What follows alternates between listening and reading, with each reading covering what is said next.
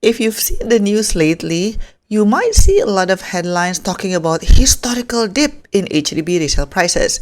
But if you really double click the information, actually the reality on the ground is not exactly like that, at least just yet. It's true that the official resale price index dropped by 0.1% in the first quarter of 2026, which is the first slide in nearly 7 years. But if you assume that there are going to be many fire sales coming, you might want to reconsider and look at the fine print. So here is the very brutal breakdown of the latest HDB resale trend and why the downward trend is not exactly what the news might look like. So let's first talk about the dip itself. While a 0.1% drop is technically a decline, but in the reality of real estate, it's more of like what, a rounding error? Because let's say if a flat was priced at $600,000, a 0.1% drop is only $600.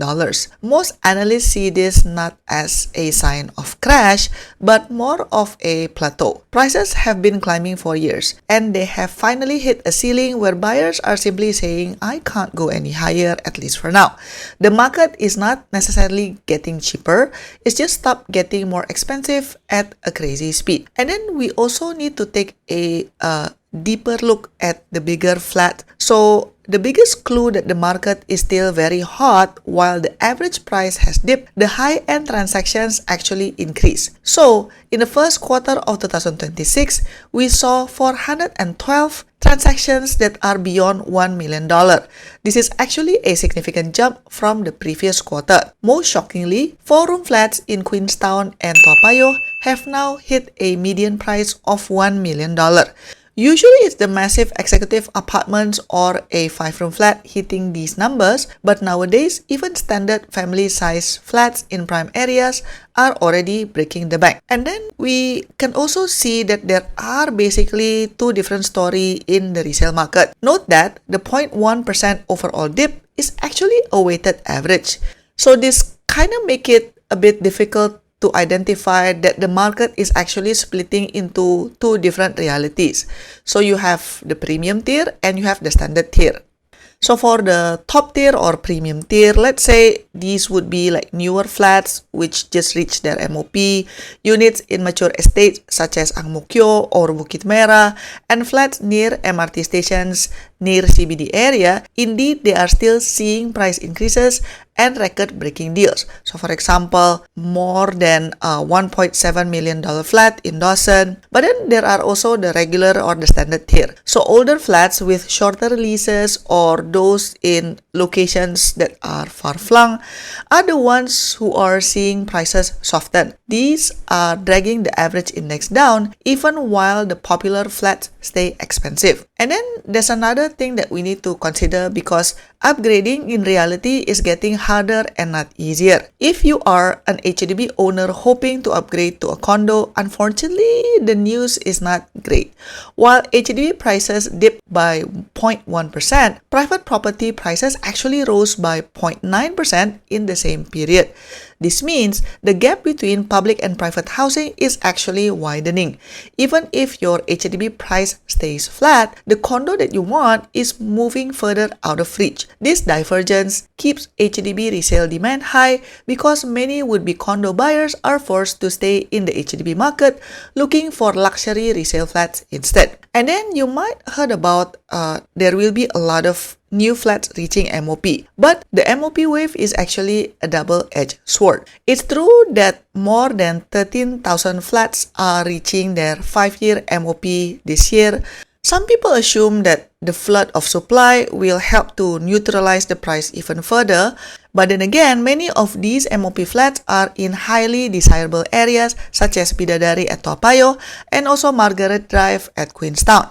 Because these flats are almost new and have like 94 years left on their lease or something, they often sell for a massive premium. Instead of lowering the average price, these expensive new resale entries might actually keep the index propped up. On paper, the 0.1% and the wave of 13,000 plus MOP flats look like a buyer's paradise is coming, But if you look at how Singaporeans actually think and the current global situation, that supply might not actually be as much as you would assume in the resale market. So now let's talk about why I personally think that the supply for resale HDB flat is actually going to face a big bottleneck. When you keep hearing about those 13,000 flats reaching MOP soon, I actually disagree that there will be a significant increase of young resale flats hitting the market because this year is actually very different versus any other year.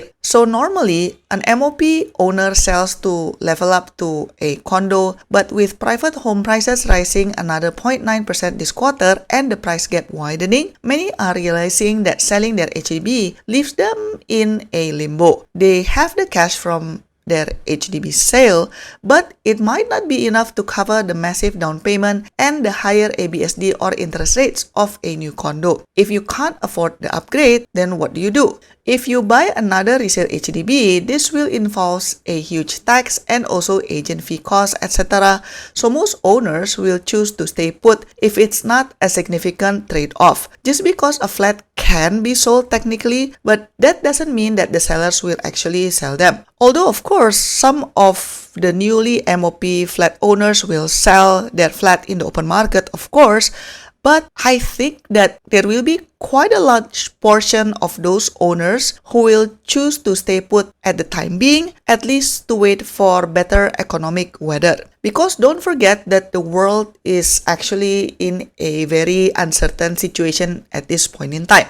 With the geopolitical tensions in the Middle East and the cooling global trade, Singaporeans are getting more cautious. In a stable economy, people take risks. But if let's say your job security is uncertain, people value a fully paid off or low mortgage HDB over taking a $2 million condo loan. And then your HDB can be considered as a defensive asset. If the stock market is volatile and interest rates are staying higher for longer, then holding onto a flat which is relatively young is actually a smart defensive move. In the past, people sold their, let's say, 3-room flat or 4-room flat to buy bigger flat, let's say 5-room or executive maisonette. But with 4-room flats in mature estates already hitting $1 million, the cost to jump within the HDB market has become incredibly expensive. And then as you know, it's quite rare for people to quote-unquote downgrade unless they are in a very specific stage of their life. When the standard 5-room flat is asking from $900,000 to let's say $1.1 million, then the profit you made from your MOP flat gets sucked right back into the next HDB purchase. This kills the incentive to move. So in summary, if you're waiting for a massive price drop because of the recent news that the resale price index is softening and then there will be a lot of flats reaching their MOP, you might be kind of disappointed because, number one, not all sellers are desperate. Because HDB is relatively affordable, many owners are able to maintain their flat. If they are not in severe debt or have a very high motivation to sell their flat, some people just won't sell their house at a discount just to move. Even if, let's say, a newly MOP owner really wants to move but cannot sell at their target price, they might opt to just rent out the whole flat instead. This keeps the supply of the resale market while providing them passive income. So if you ask me, will it be buyer's market or seller's market? I would say it's a selective market.